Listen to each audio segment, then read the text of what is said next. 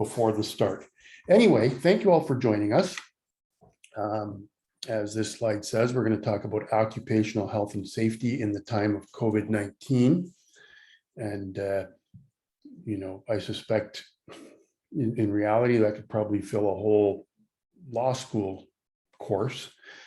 So what we're going to do is a high-level view of some of the issues and answer any questions that anyone has. I've got Fraser helping me. So if you have questions, you can type them in as you think of them, and we will either circle back to them at the end, or if it's something that we can deal with quickly at the time, we will do so as soon as the question's made, and we'll try to get to all the questions. Fraser, if you can switch slides, please.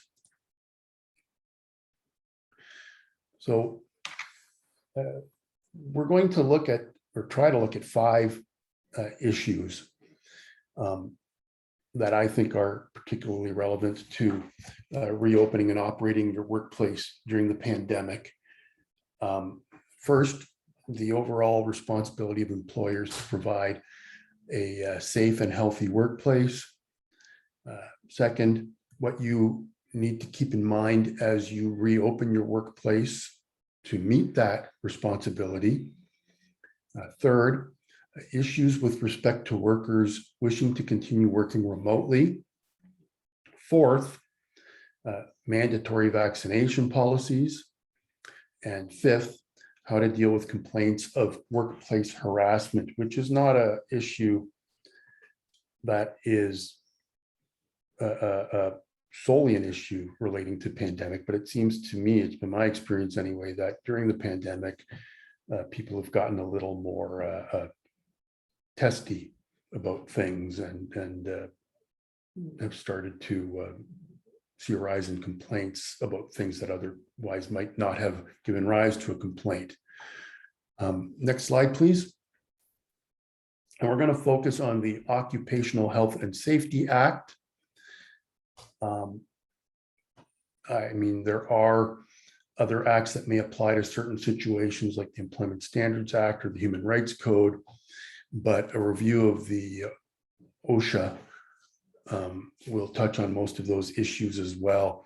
Now, for example, both the Human Rights Code and OHSA contain provisions regarding harassment and discrimination applicable to employees or in the workplace.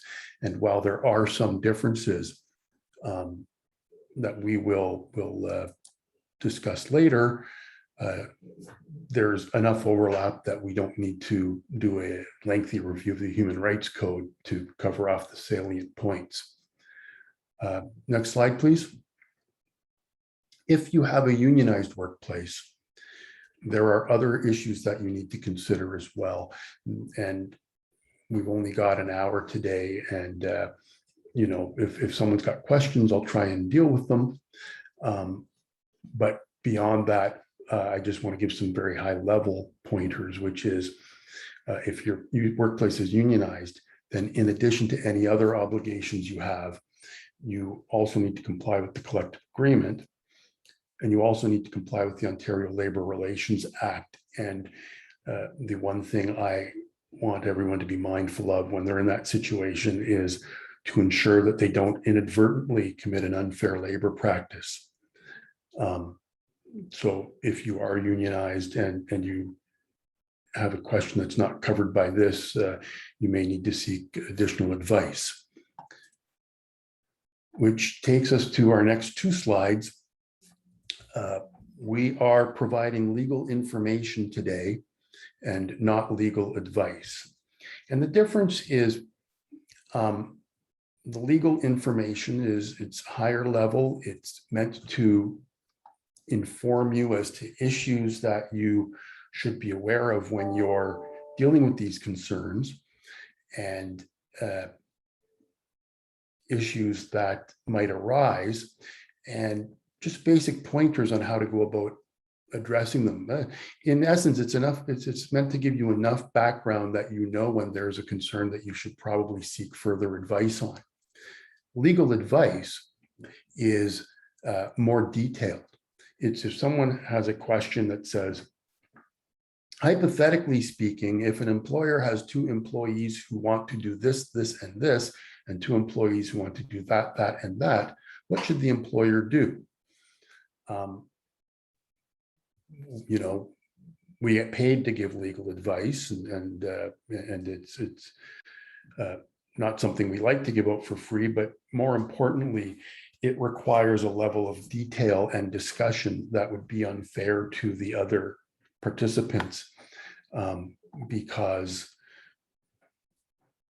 you know, for us to have a discussion on the side about a very specific legal issue that you have, while the other 28 participants are sitting there and it's irrelevant to them, would not be a fair use of their time.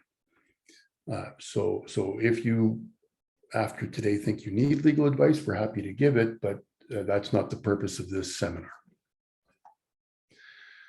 Okay. Now, the first thing is the responsibility for a safe and healthy workplace.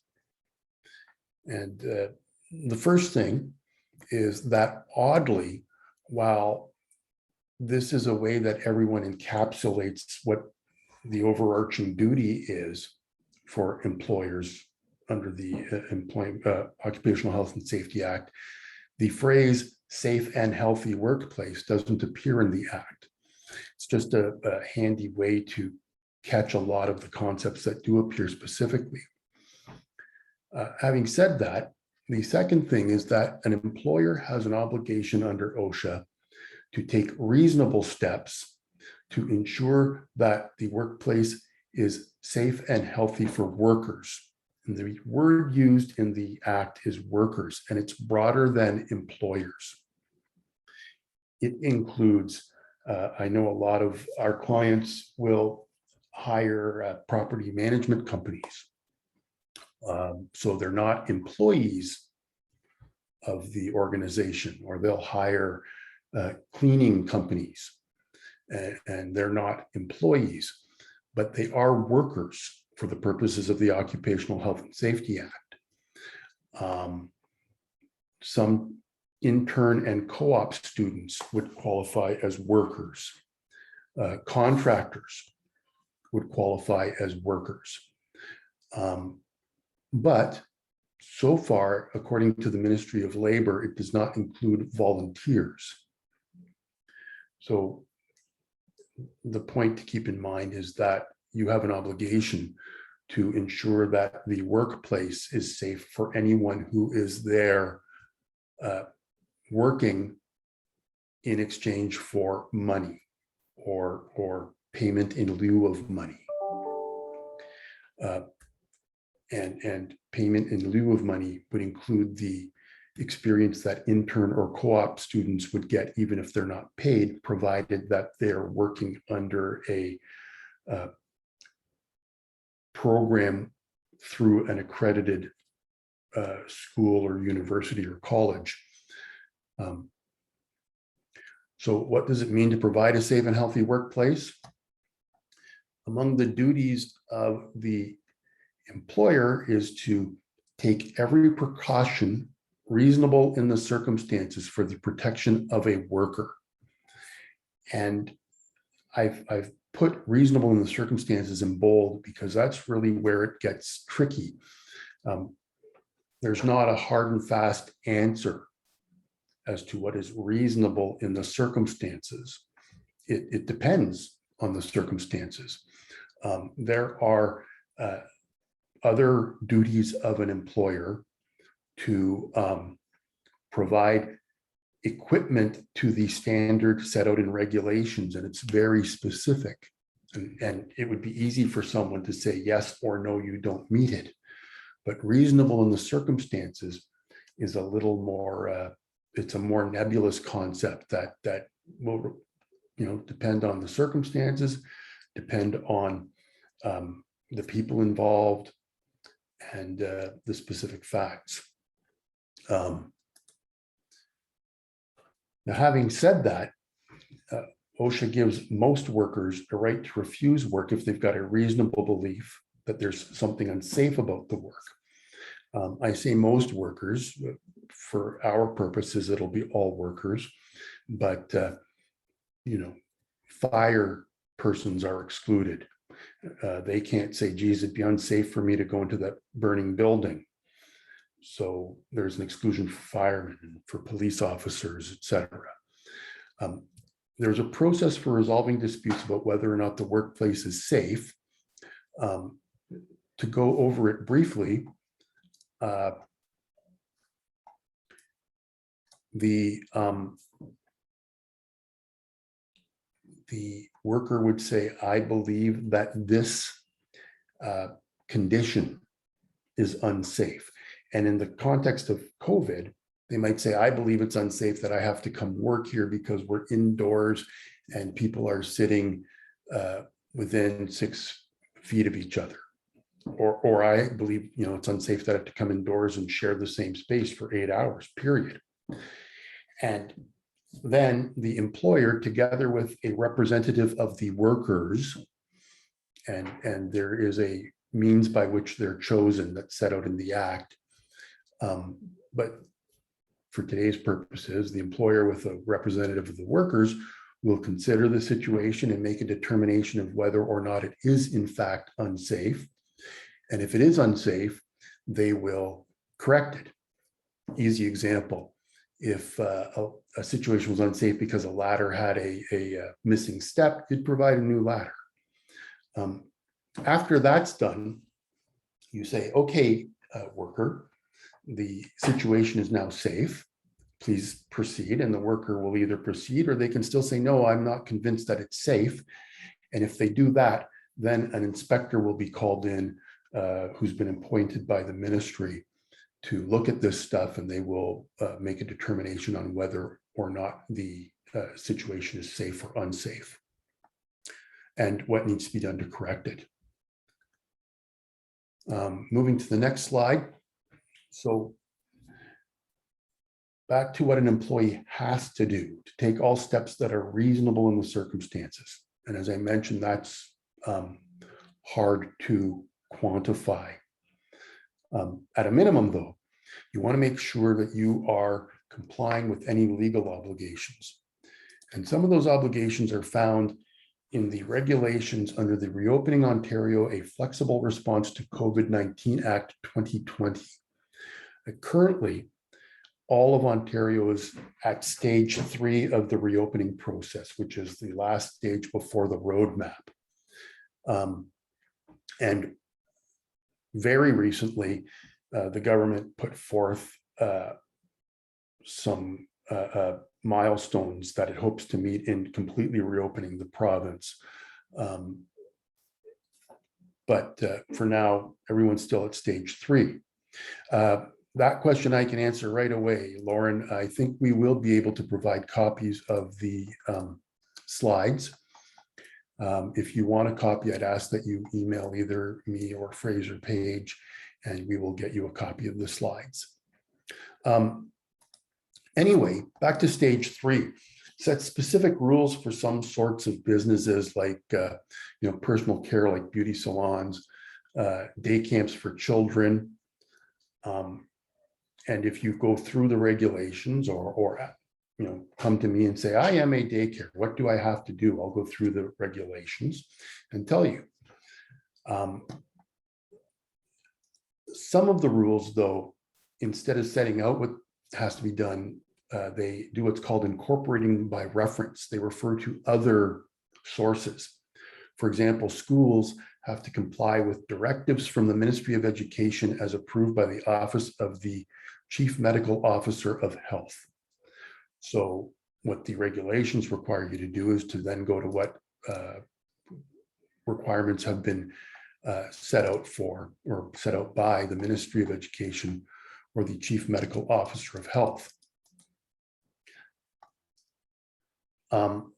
Which takes us to the next bullet, which is that there may be additional sector-specific matters, not just where the regulations under the Flexible Response to COVID Act incorporate them by reference, but also organizations that are licensed may have additional requirements imposed by the ministry or legislation under which they are licensed. A good example is daycares. They are licensed by the Ministry of Education, and the Ministry of Education has set out specific requirements for daycares to follow in the context of reopening.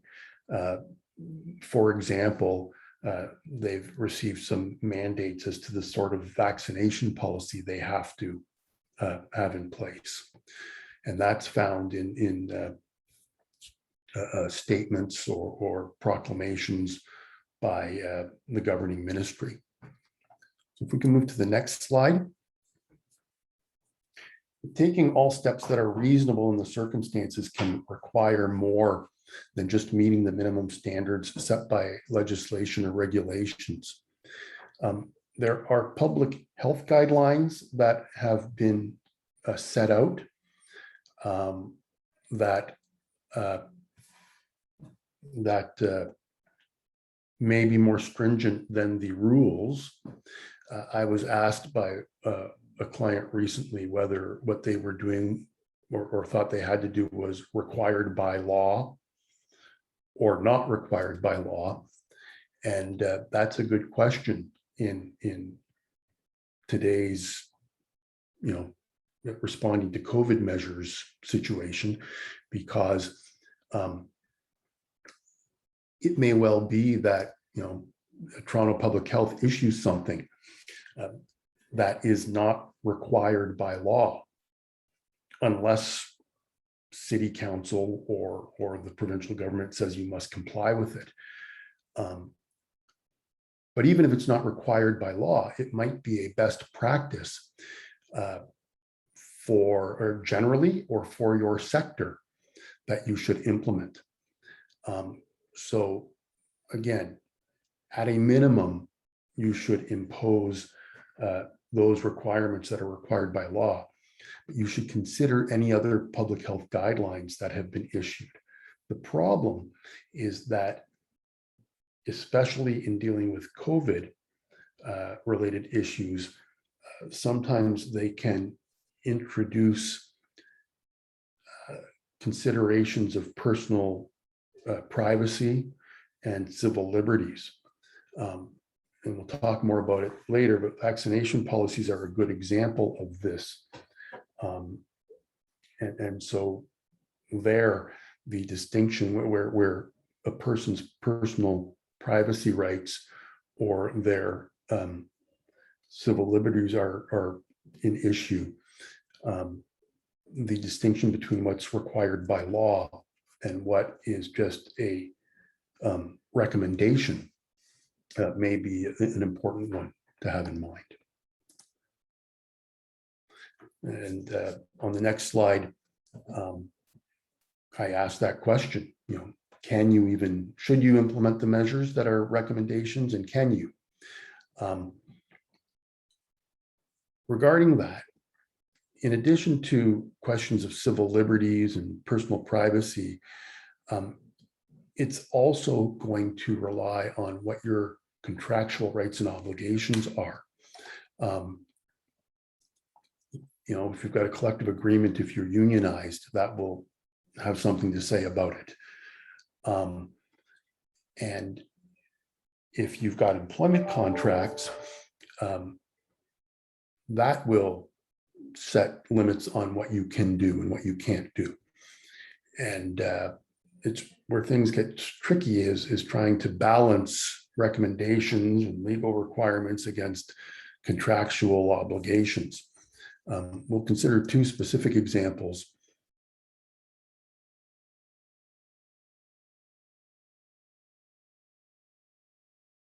On those but I want to note that it's important that you have a formal policy in place to implement the steps. And I appreciate that that's easier said than done, especially given that, COVID totally shook everything up in short order. But if you are thinking that you'll just deal with things as they arise, and do not have a policy,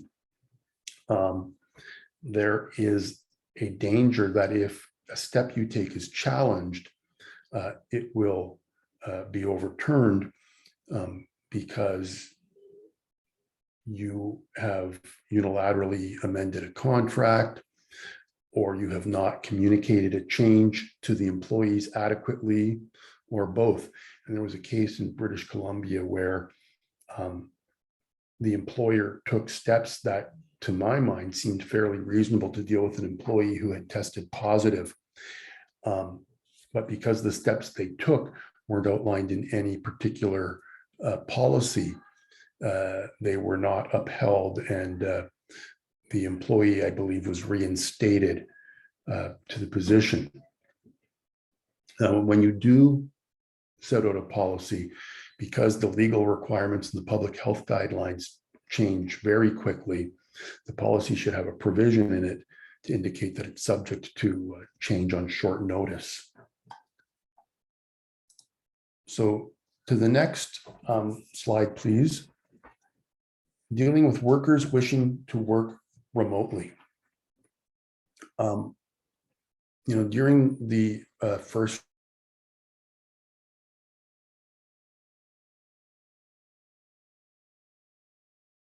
days of the pandemic, those deemed essential businesses, so they had to have their workers working remotely if they wished to continue operations. Even if you were an essential business, the government encouraged you to have your workers work remotely. Now, as many employers are trying to have their workers return either on a staggered schedule or ramping it up to something closer to full-time, new issues are arising. If we can go to the next slide, please, Fraser. So the first question is, can you require an employee to return to the workplace? Generally, you are entitled to have your employees work out of the designated workplace. However, here's a situation where an employment contract or collective agreement rather might result in a different situation. If your employment contract with the employee or your collective agreement provides that employees can work remotely, you may be bound by that contract or agreement. And I'm currently involved in one labor negotiation where the union is trying to implement a provision that the employees can choose to work remotely. And they're using the argument that they've done it for the past year plus, so it's clear that they can do it. So why is the employer insisting on having them come back? And there may be very good reasons that the employer wants to insist that they come back. I mean, employees may have been productive, but some not as productive while working from home. There's also the benefit of having interpersonal interactions among employees, which can be a benefit or a detriment, depending on the situation. But you need to be aware of situations where your contracts provide an option for employees to work remotely.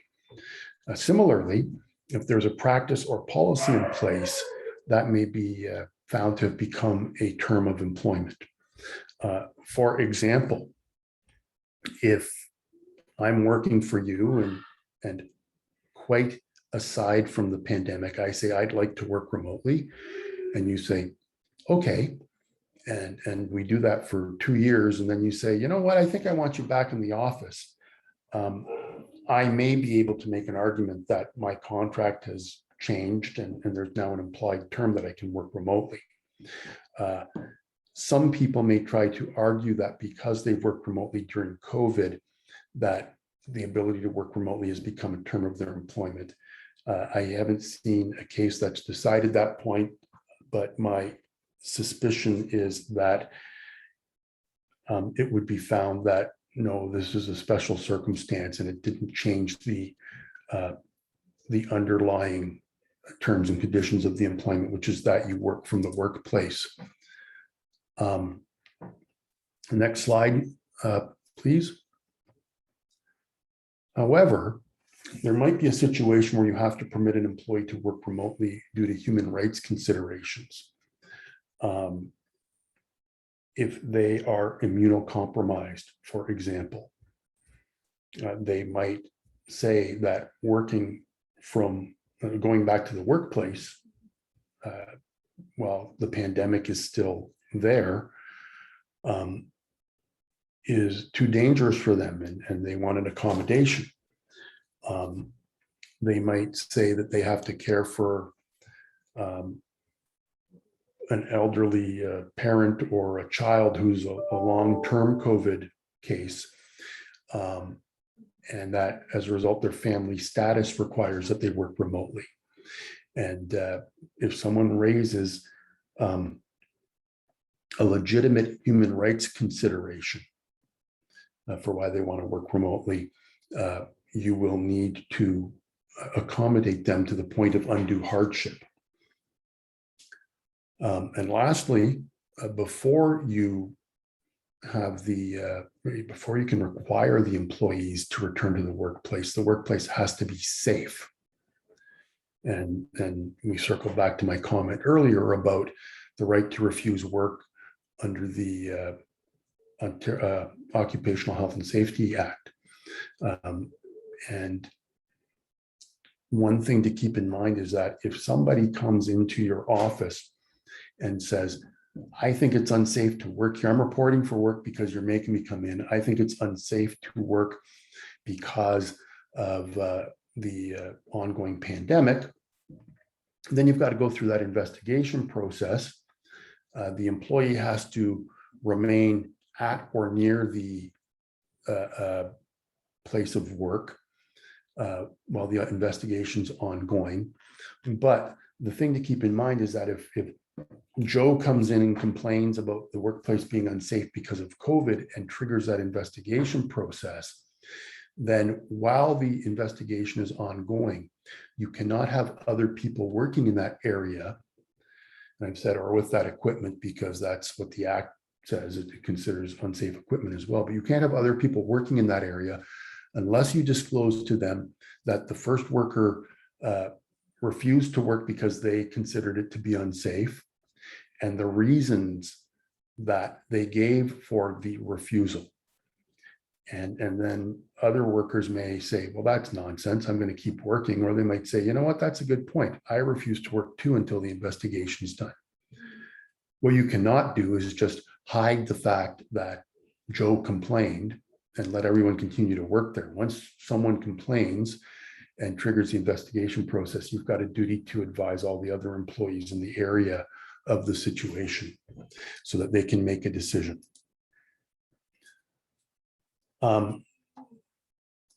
Another question about workers who wish to continue working remotely is, what obligations do you have if you permit employees to work remotely either all the time or as part of a hybrid model, or if you require them to do so?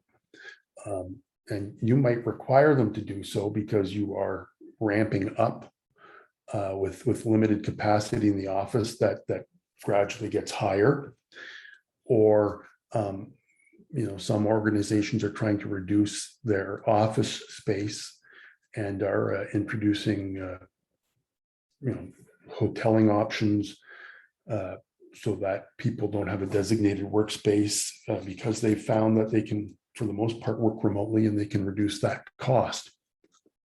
Anyway, whether they're working remotely part-time or full-time, and whether it's because they've asked and you've agreed or because you're actually requiring them to work remotely, there are considerations. First thing is to look at what the employment contract or the collective agreement provides, and whether there are any provisions about providing supplies or equipment to work remotely. Are you obligated to provide them a desk? Are you obligated to provide them a new computer? Long story short, you are probably obligated to provide them the tools that they need to conduct their job. If there's no contractual obligation that specifies desks, you probably don't have to provide a desk or a chair, but you likely do have to provide them with a laptop or a home computer if they don't have one. That would not be gifting it to them. That would be giving them the use of it for work purposes. Internet access is a big one, and a lot of people have talked about having enough bandwidth to have 2 or 3 people working out of the home, when previously it was just used for occasional purposes after hours. And what a lot of employers are doing is having the employees upgrade their internet and either paying the difference as an expense or giving them a T2200 so that they can declare it as an expense. But again, you do need to start at the contract and see if there are any specifics that you're required to provide. You should also have an agreement or policy that specifies where the remote workplace is, and that working from any other remote workplace requires prior approval. And the reason you want to do that is you want to designate that the remote workplace is the worker's residence. Because remember, the employer has an obligation to ensure that the workplace is safe. So if you have a satellite office, you are responsible to ensure that the satellite office is safe. Now think of all these remote workplaces as a bunch of satellite offices. And you're probably saying to yourself, how do I go about ensuring that every employee's home workspace is reasonably safe? And even if I could, do it practically, how do I tell someone to set up their home? So the the Occupational Health and Safety Act has exceptions for workers working from their private residence, and indicates that it does not apply to a person working from their private residence. So if your policy says, yes, you can work remotely from your home, then you're not obliged as an employer to ensure that their home is reasonably safe for them to do the work. Note, though, that in theory, and we'll get to this later, that applies also to the other obligations under the Occupational Health and Safety Act, including the obligation to provide a harassment-free workplace. So subject to what other acts might require, if you wanted to, go from the sublime to the ridiculous, you could say that while someone's working out of their home, their manager can bully them and they can't complain about workplace harassment. We'll get to that in a little more detail later.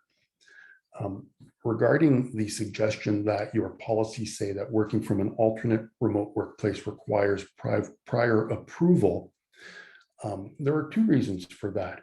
Something I've encountered on more than a couple occasions has been a situation where someone wanted to work remotely, where they were working remotely, and they said, I want to go on vacation to visit my family in the US, or I want to go on a vacation to Mexico.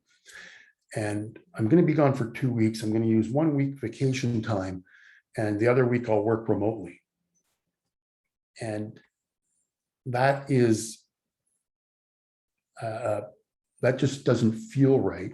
Most employers, the ones I've dealt with, say that they think that's taking advantage of working remotely. And those are both valid points. And so for that reason, if someone says, I want to work from a different place other than my home, I want you to, I'm going to do it. I want you to let me do it.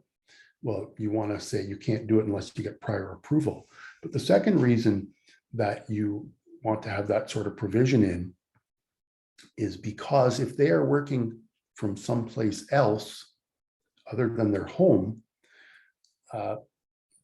again, think of that as a little satellite office that you're responsible for, and it's not covered by the Occupational Health and Safety Act exception that we were just discussing. In other words, you might be responsible to ensure that that alternate workplace is safe for them to work out of. On to the next slide. Mandatory vaccination policies. Can your workplace implement one? And the answer is that depends.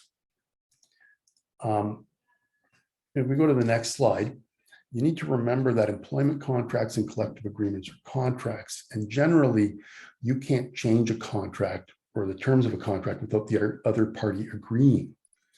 You might change some minor portions of the contract.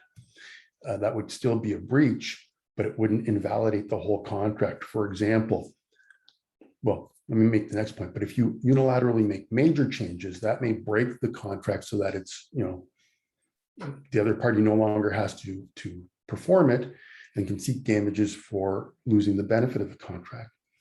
Now, an example might be if you're going to buy a home and it says it's got 102 feet depth, the lot, and your survey says it's 100 feet and 6 inches.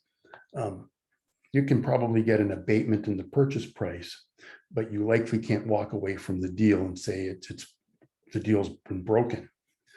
On the other hand, if they sell you a house or you enter to buy a house and you do your search and it's not zoned for residential purposes, that likely invalidates the whole contract. In employment contexts, you can make minor changes to someone's employment terms and conditions without constructively dismissing them. But if you make major changes, they may decide that you have broken the contract and they don't have to abide by it anymore, and they can sue you for wrongful dismissal or constructive dismissal. The question is whether a mandatory vaccination policy is a minor change or a major change. If we go to the next slide, assuming that your contract or collective, let's see, we've got a comment here. We'll get to that question when we get to the questions.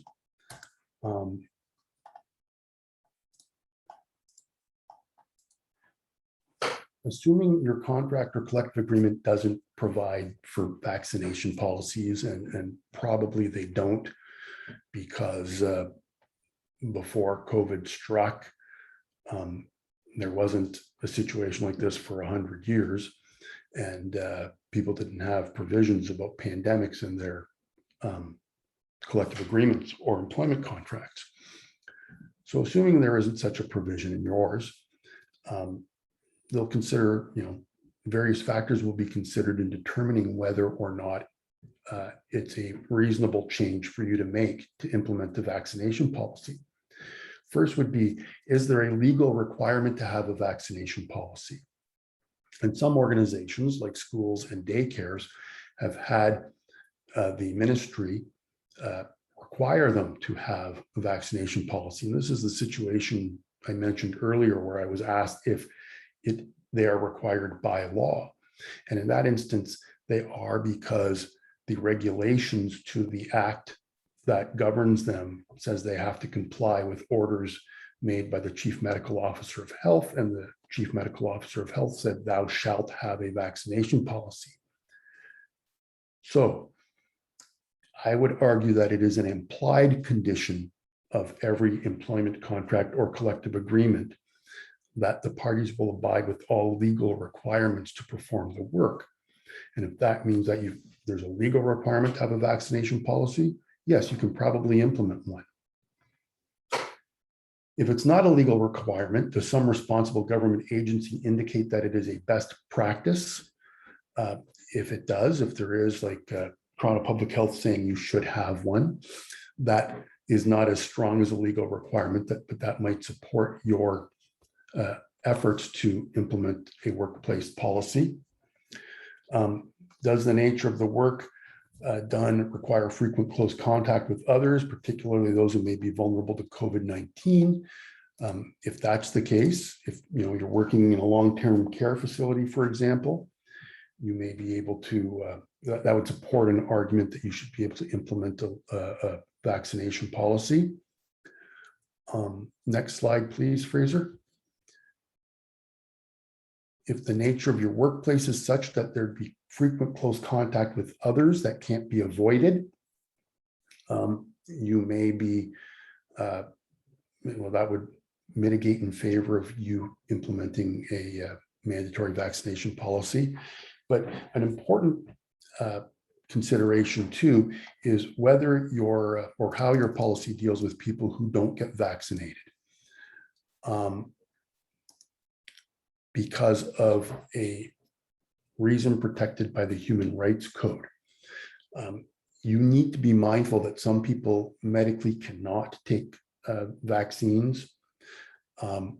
And some people may have religious objections, although that issue is very much up in the air. So if someone's got a legitimate Human Rights Code reason that they can't take a vaccination shot, like they've got an allergy to something that's in the vaccine, your policy needs to address that up front. If it doesn't, your whole policy might be undermined because it misses that point. And on the coattails of that, on the next slide, the question is, what are the consequences for people who refuse to get vaccinated? And the reason that's important is because a lot of people want to say could lead to termination. There are no COVID vaccination policy cases that have been dealt with through to conclusion, at least the last time I checked, which was yesterday. But what people have been using as an analog are influenza vaccination cases, and those tend to be in unionized workplaces in the healthcare sector. Sometimes the policies are supported, sometimes they were overturned, but one thread that ran through it is that the maximum penalty, for lack of a better term, for not complying and getting vaccinated was that the employee was put on a unpaid leave of absence. Now, circling back to the previous slide, if someone's not vaccinated because they have a medical condition, you might have to put them on a paid leave of absence. But your policy may provide that people who do not have a legitimate human rights reason for not getting vaccinated would be put on an unpaid leave of absence. You should not go so far as to terminate them. And the leave of absence would likely last until A, they either got vaccinated, or B, all government requirements for non-vaccinated people were lifted.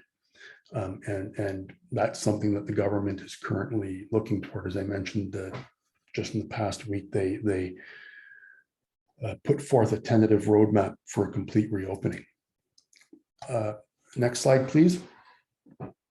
So how to deal with complaints of workplace harassment. Generally, there's no difference now because of the pandemic compared to pre-pandemic requirements, except that you need a policy to address harassment in the workplace, which you always did, and a program to implement it. And you need to ensure that there's an investigation of any complaints of workplace harassment that is appropriate in the circumstances, and that the investigation should be conducted promptly. And that was the case before and after the pandemic. Next slide, please. Also, before and after and during the pandemic, you need to take steps to protect the complainant until the investigation is complete and any corrective steps are implemented. For example, if someone is complaining that they are being sexually harassed by their manager, you need to put them into separate workplaces or have a different reporting structure for that employee, or put the employee on a paid leave of absence, provided that they don't object to that while the investigation is being conducted. And you do this because you don't take the complaint as proven when it's made, but you do protect the complainant in the event that the complaint is legitimate, so that things don't get worse for them in the meantime, and they aren't subjected to continued harassment in the meantime. Then, if the investigation finds that there has been harassment, you deal with that. If the investigation finds that there hasn't been harassment, you can go back to the pre-complaint work arrangements. And also, regardless of the pandemic, you need to communicate the results of the investigation to the alleged victim and to the alleged harasser if the alleged harasser is a worker of yours. The results of the investigation do not mean the report that an investigator does. It is essentially a summary of the findings and a description of any corrective action. But you don't have to give the report, and typically you should not give the report unless the investigator gives you a second executive summary report that can be distributed, because the reports often contain confidential information. So on the next slide, we see what's different under COVID. And one thing is that there are pressures that people are facing due to work environment issues and due to life in general. And they might be more sensitive to comments or acts that in the past they might have just overlooked and moved past. But just because you may feel that people are extra sensitive because of COVID doesn't mean that their complaints are any less serious, and you just can't ignore them. You do have to treat them as legitimate complaints and move forward or deal with them accordingly. Next slide, please. Another difference is that, as I mentioned earlier, an employer working out of their home is not subject to OHSA, and therefore the protection against harassment and discrimination in the workplace that is found under OHSA doesn't protect them if they're working from home. They are still entitled to protection from harassment on certain grounds under the Human Rights Code. For example, sexual harassment would still be covered. Harassment because of religion or ethnicity or citizenship would still be covered, or gender expression would still be covered. But in some respects, OHSA goes a little farther than the Human Rights Code in respect to harassment in the workplace, because sometimes people are just bullies. They are just overbearing and harassing, not because of any protected ground, but just because that's their way. So while people are working from their home because of the pandemic, you may not have a legal requirement to protect them from that sort of harassment or bullying. Having said that, just because there's no legal obligation to investigate the complaint, you might want to investigate the complaint anyway. It might be good workplace relations to do just that. I want to quickly elaborate on what an appropriate investigation is, because it's appropriate in the circumstances. And sometimes it will be minor, and the board of directors of your organization can do an internal investigation. Other times it'll be fairly significant, and it will require external assistance. Where an employee doesn't want to have their complaint made known to the alleged harasser, you may have to say, listen, we have to give them an idea of what they're being accused of. In 99.99% of the cases, you ought to do that. And where the employee says, no, I don't want to do that, I just want you, to make a finding based on my complaint alone, you might take the position that, you know, you've done the appropriate investigation simply by hearing the complaint and doing nothing further because they wouldn't consent to it, and you can't make a finding without giving the other side the opportunity to present their side of the story.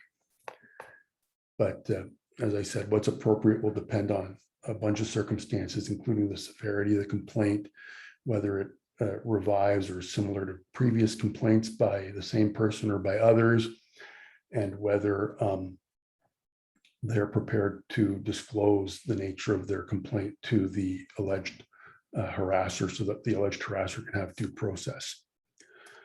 On the next slide, we've got some resources, and there are some links to different web pages for government roadmaps and regulations.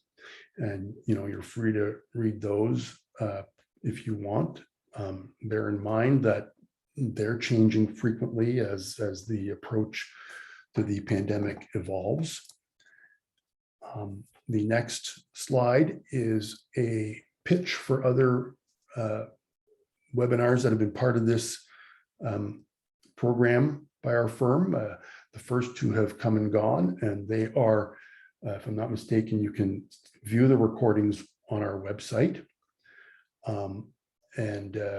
Sophia Lacanis has been postponed and it'll be coming up. But if you want to talk about vaccines in the workplace to a little more detail than I have, you can sign up for her webinar in about a week. And that takes us to the last slide, which is, are there any questions? Now, we have two questions so far, I think. The first is from Aaron, asks, what about businesses screening for vaccination status to use a common area meeting room not open to the public?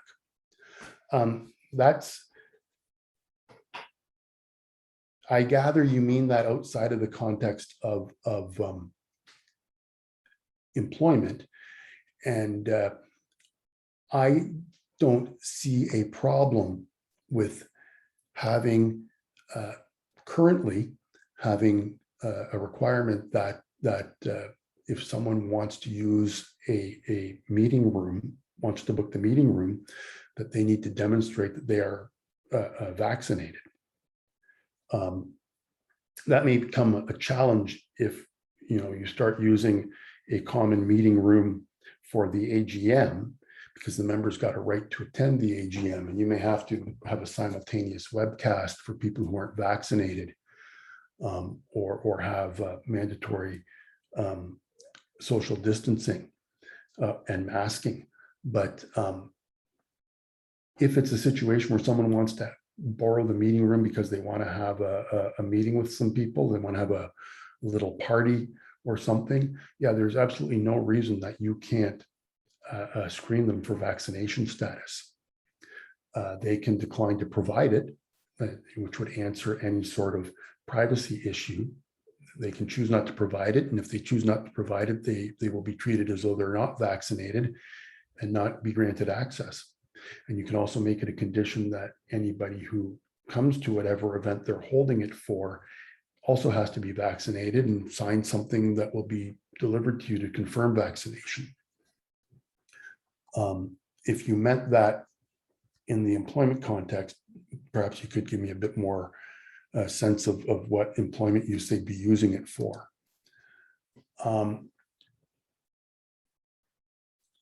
The bit about addressing mandatory vaccination policies, this webcast will also be available probably in a few days to review online, and you can get the slide decks as well.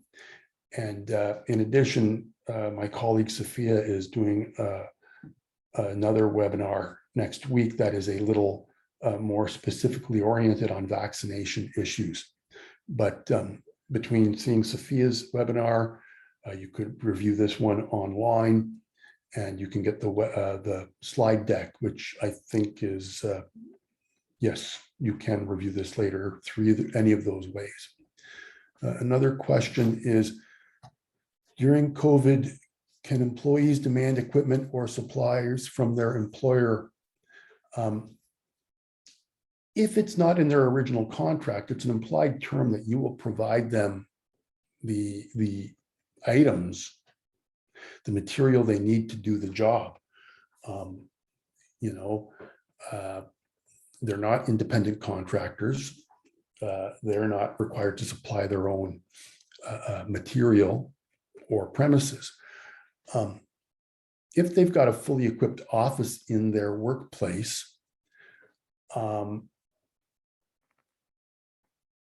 you can require them to come into the workplace unless they've got a legitimate reason for not coming.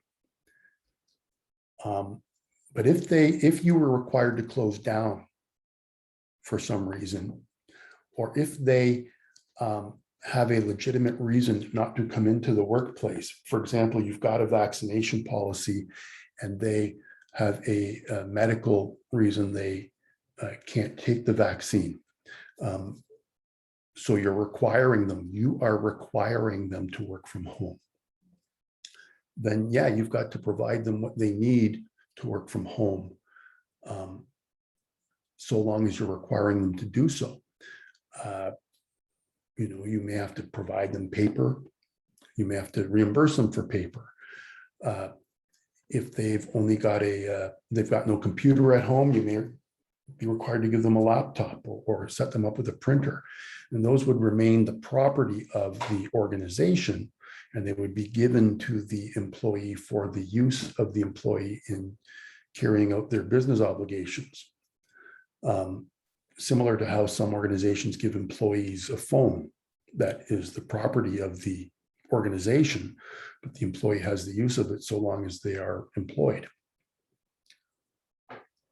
But if you're requiring them to work in a given location, you have to set them up to work in the given location. A bit of a difference for desks. Most people simply would use a flat surface in the home like a kitchen table. If the board wants to open up the meeting room for meetings or gatherings, but don't want to request vaccination status, what can staff do to ensure their protection or safety?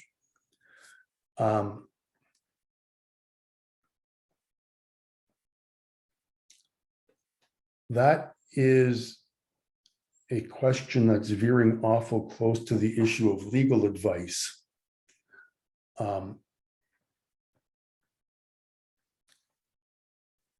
Let me just say that if the board decides it wants to open up the meeting rooms, it needs to ensure that it provides a safe workplace. I'm going to take a pass on answering that question for two reasons. One, it starts to get close to legal advice, and two, given that we act for a lot of housing co-ops, it might well put us in a conflict position for me to take that question on, at least in this forum.